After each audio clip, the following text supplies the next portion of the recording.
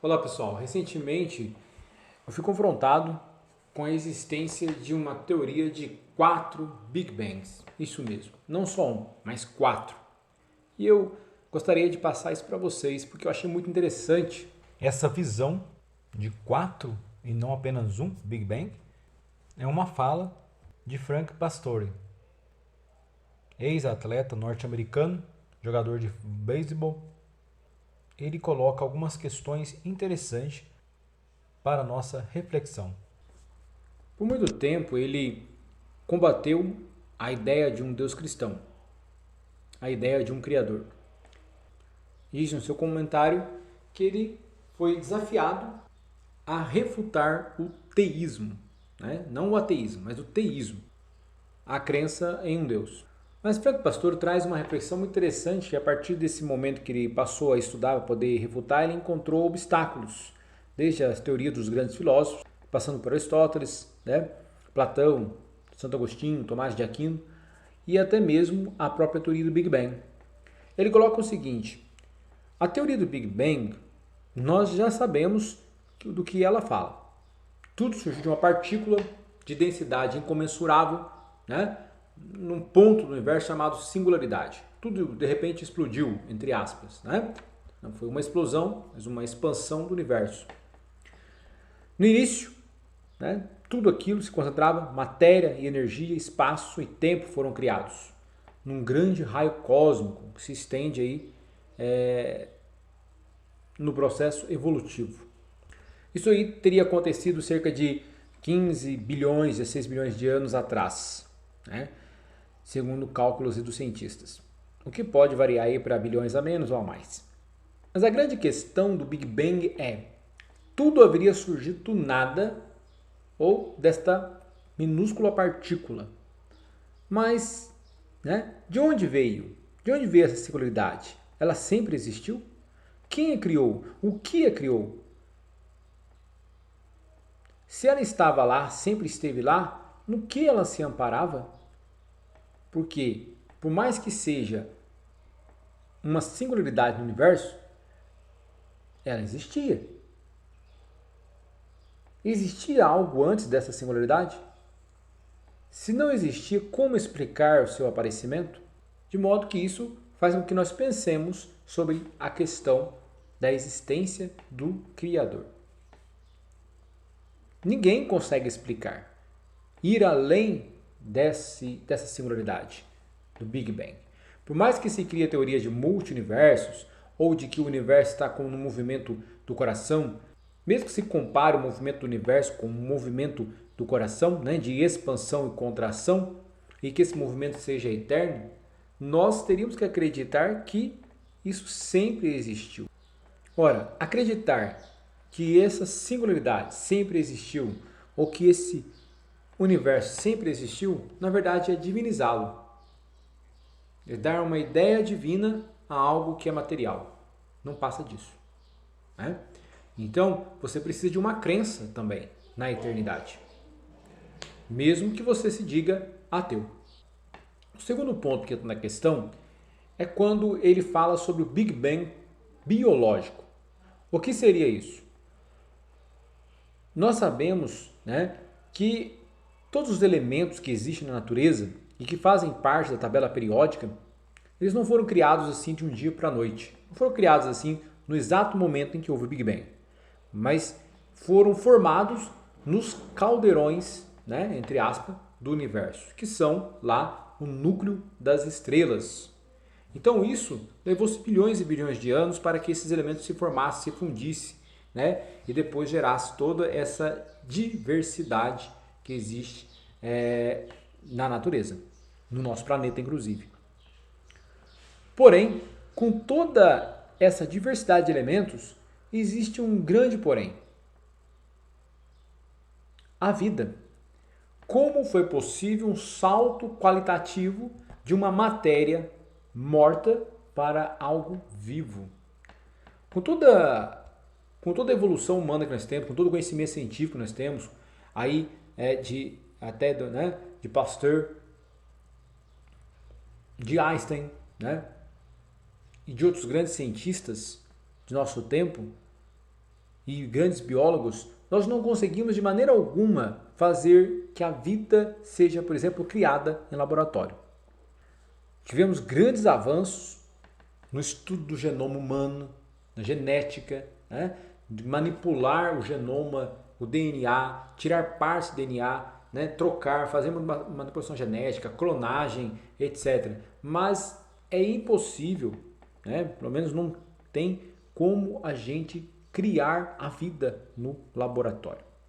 Vários experimentos já foram feitos e nós percebemos que além da matéria, da energia, de todos os elementos que estão possíveis, é uma gama de elementos e de condições que precisam estar todas naquele exato momento. Aquelas condições devem estar todas elas coerentes e coincidentes para que a vida surja. Então, reunir todas essas condições, né, como diz o próprio cientista, levaria bilhões de anos. Então, algo extraordinário aconteceu ali, para que a vida desse um salto. Ou melhor, para que a criação... Então, algo extraordinário aconteceu ali para que a criação desse um salto.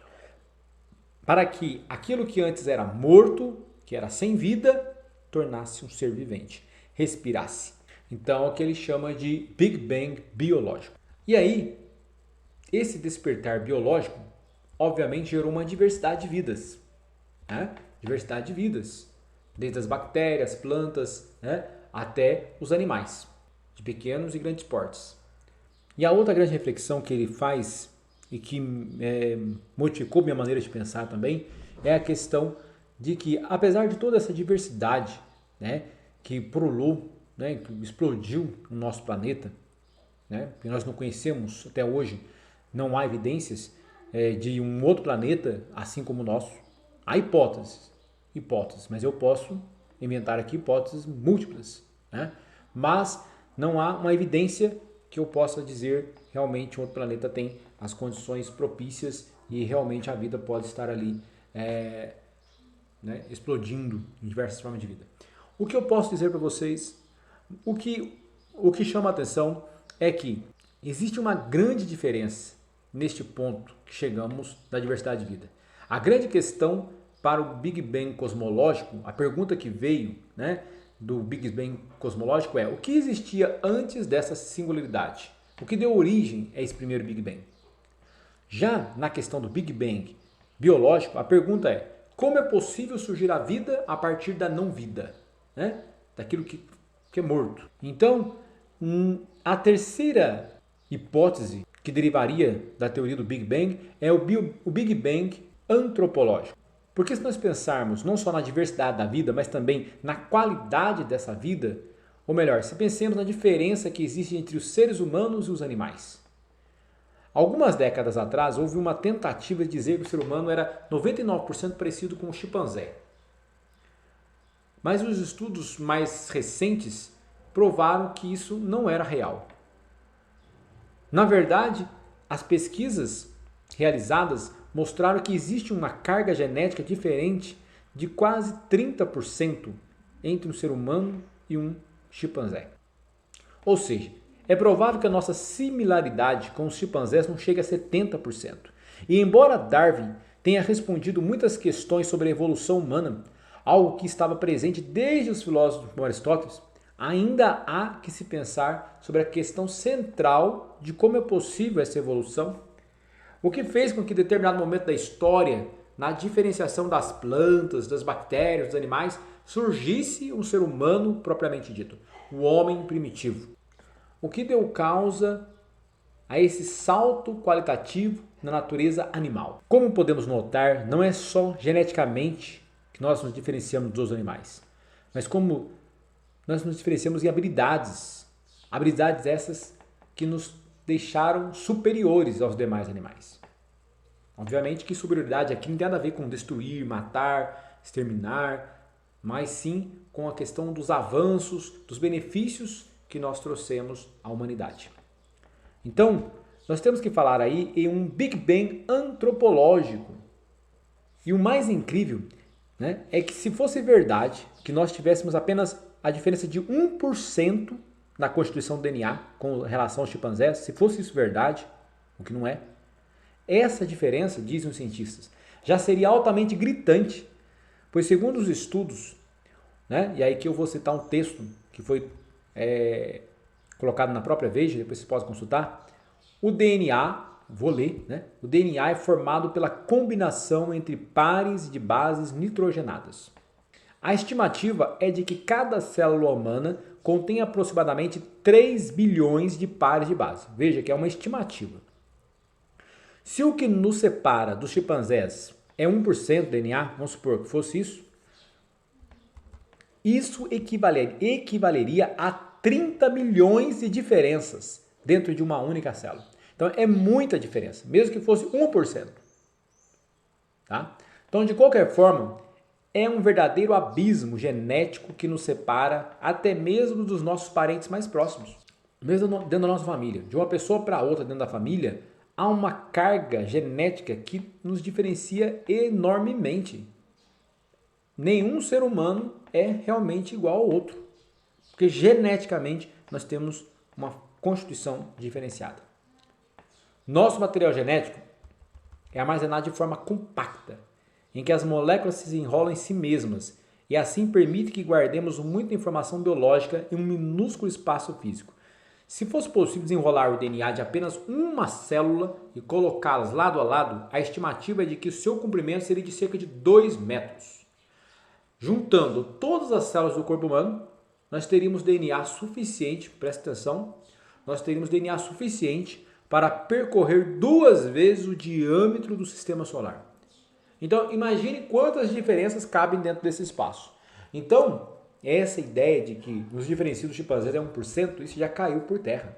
Tá? Caiu por terra, isso não tem mais cabimento. E então houve sim um Big Bang antropológico, que mesmo que Darwin consiga explicar uma evolução do ser humano, e isso a gente não pode negar, né, que houve essa evolução, não, a pergunta que subsiste ao Big Bang antropológico é: como isso foi possível? Diante da diversidade dos animais, o surgimento de uma espécie com altas habilidades como a nossa. Né? E que os estudos mostram que existem, por exemplo, em nós um gene que determina a oralidade, a comunicação oral escrita, a linguagem simbólica, que não está presente em nenhum outro animal. Não existe isso em nenhum outro animal. Então veja bem, essa capacidade para a comunicação, ela só está presente no ser humano através de um gene. Então isso é uma coisa incrível, né? O que faz com que o ser humano ele tenha dado um salto qualitativo muito grande, né? E o que nos faz pensar nessa questão do desenvolvimento psicológico. Então, o Frank Pastore coloca o seguinte: existe ainda, derivado desse Big Bang antropológico, um outro Big Bang, que é o Big Bang psicológico, que é a nossa capacidade moral, o nosso senso estético. Nenhum outro animal tem a capacidade que nós temos de desenvolver um conjunto de regras, né, de moralidade, de vivência, também de identificar graus de beleza na natureza, o que é belo, o que é feio, o senso estético. Então, diante de todo esse contexto, nós chegamos à conclusão, que nós seres humanos, somos sim, né, projeto de um Big Bang também psicológico. Em determinado momento da história, houve aí um avanço qualitativo nesse homem primitivo, como se tivesse dado um salto qualitativo também. Então, Big Bang antropológico para o Big Bang psicológico. Ou seja, em um determinado momento da história, do universo, a humanidade como uma espécie introspectiva, capaz de se perguntar sobre a sua própria existência e perguntar o porquê da existência do universo e de outras coisas, e a partir dele, a partir desse porquê, criar uma série de outras questões que levariam a humanidade não só a uma crença em um Deus criador, né? Como também a crença na ciência, no poder da ciência de transformar a realidade, né? Daí foi justamente esse poder na crença, na capacidade humana, no momento da ciência, que foi possível os avanços mecânicos, tecnológicos, né? Científicos do nosso tempo. Construir o nosso mundo. Então nós somos frutos, sim, de uma grande, entre aspas, explosão né, chamada de Big Bang psicológico.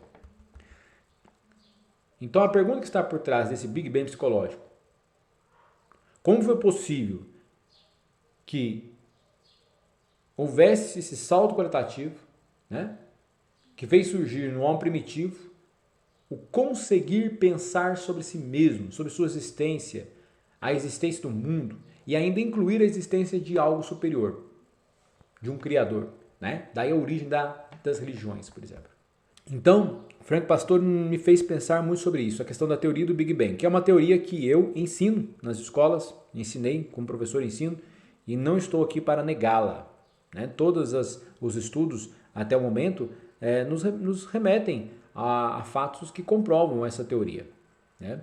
E embora existam aí outras teorias surgindo, divergentes em alguns pontos, mas ela é a mais viável até o momento. O que se coloca é o seguinte: houve 4 Big Bangs, né? Quando eu acredito na teoria do Big Bang cosmológico, da existência do universo a partir de uma grande explosão, entre aspas, da singularidade, esse início de tudo, matéria, energia, espaço, tempo, eu tenho que partir daí, que bilhões e bilhões de anos depois, eu precisei de um outro Big Bang, que é o Big Bang biológico, que é a origem da vida vindo da matéria, que é morfa, né, a biogênese, e um terceiro Big Bang, que é essa vida, em diversas formas, ela de repente dar um salto qualitativo para o ser humano, que é o Big Bang antropológico, né? E, por último, esse ser humano, ele precisou de um salto qualitativo, né? Em determinado momento da história, esse ser humano se voltou para si mesmo, autorreflexivo. E essa autorreflexão o fez criar um mundo moral e estético. O refletir sobre si, sobre a essência do mundo, sobre de onde veio, para onde vai e o que deu origem a tudo isso, né? E o próprio estudo do universo. Então, esses 4 Big Bang, eles nos colocam diante de uma questão crucial, né?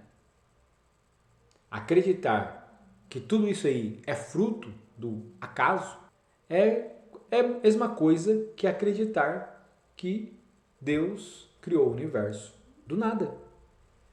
Então, para aqueles que são ateus, para aqueles que não acreditam em Deus, mas acreditam nessas teorias, na verdade eles estão vivendo também, eles estão diante também de uma crença. Então é tudo uma questão de onde eu coloco a minha fé. Eu, como cristão, acredito no Deus Criador, aquilo que foi revelado através de Jesus.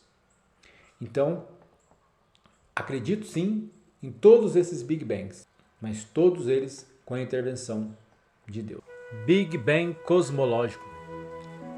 Em Gênesis 1, de 1 a 3, encontramos: no princípio, Deus criou o céu e a terra. A terra era informe e vazia, e as trevas cobriam o abismo. Mas o Espírito de Deus pairava sobre a superfície das águas. E Deus disse: faça-se a luz, e a luz se fez. Big Bang biológico. Gênesis 1, 11, 20 e 24.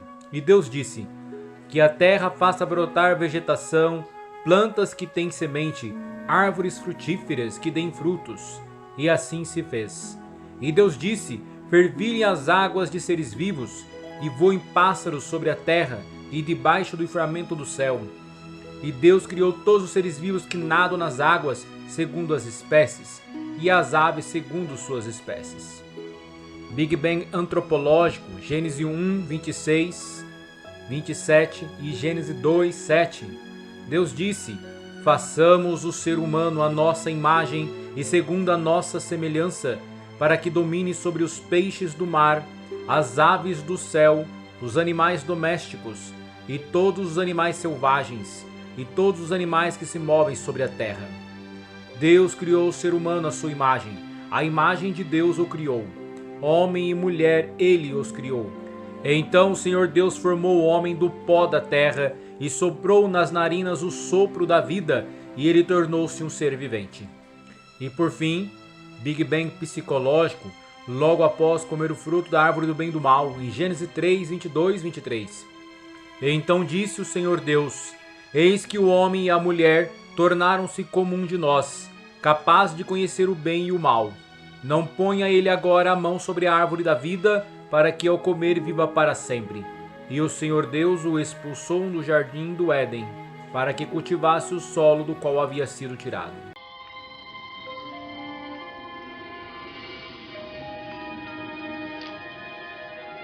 Está vendo? Você tocou a fruta e não morreu.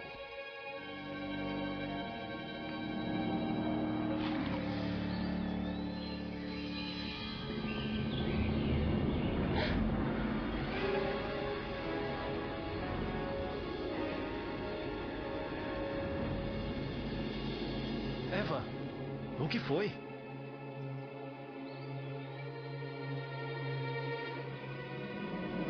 Eu sinto. Sinto tudo.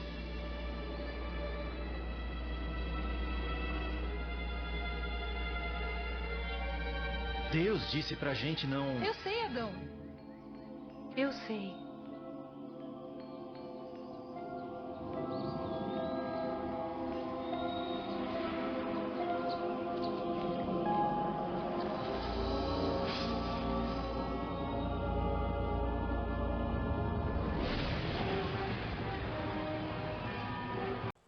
Então, se nós olharmos aí para o próprio texto bíblico, nós temos aí os 4 Big Bangs.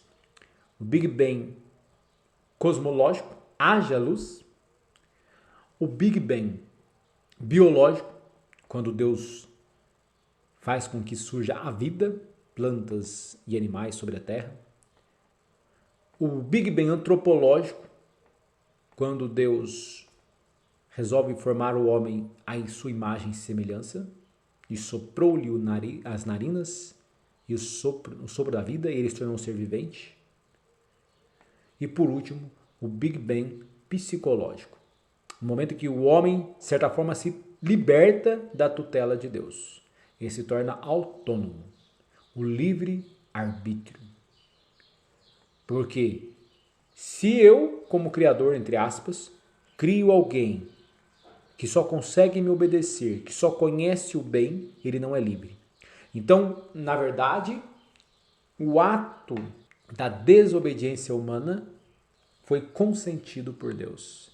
Porque se não fosse consentido, o ser humano se tornaria apenas um robô, um fantoche divino de Deus.